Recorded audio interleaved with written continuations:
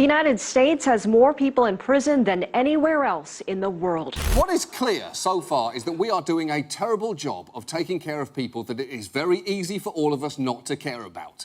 Critics say for every new person that gets locked up, private prisons get richer. Prisoners will be charged up to $3 an hour to read free books. Private subcontractors have steadily been taking over certain services. A new policy that charges West Virginia inmates to read books on electronic tablets is stirring outrage across the internet, with some calling it evil and others, well, they're calling it capitalism. Now, for those who will see prisoners in the headline and retreat to the safety of, quote, they're just criminals, so what? It's a fact that needs to be spoken.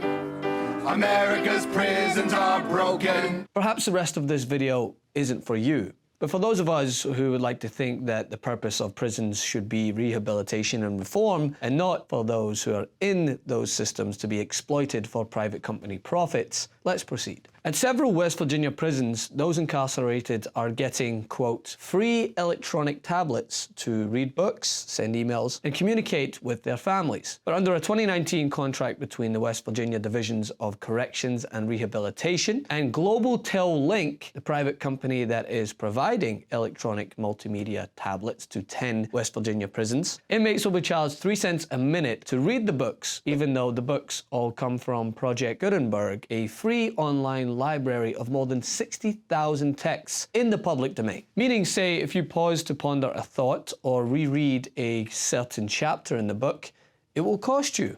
Literally. The contract also states it will cost up to 25 cents per minute for video visitations, 25 cents per written message, and 50 cents to send a photo with a message. Now, maybe to you, 3 cents a minute doesn't sound that steep. But when you consider the fact that the Prison Policy Initiative estimated in 2017 that wages in West Virginia prisons range from between 4 cents and 58 cents an hour, and the fact that the West Virginia Division of Corrections will receive a 5% commission on gross revenue from the tablets, you realize the extent of this exploitation. This example alone perfectly represents the purpose of private prisons, to act as for-profit institutes to capitalize on others. And the thing is, because public consensus towards those incarcerated is more often than not, so what, they're criminals, it actually allows private companies the leeway to exploit these individuals for their benefit. You will never pay a political price for treating prisoners like this woman badly. Even when those incarcerated are attempting to rehabilitate themselves through reading, something that countless studies have pointed to helping those incarcerated get back on their feet and reintegrate into society. I know this won't make the front page of the New York Times, or probably it will end up buried amidst the Facebook feed, but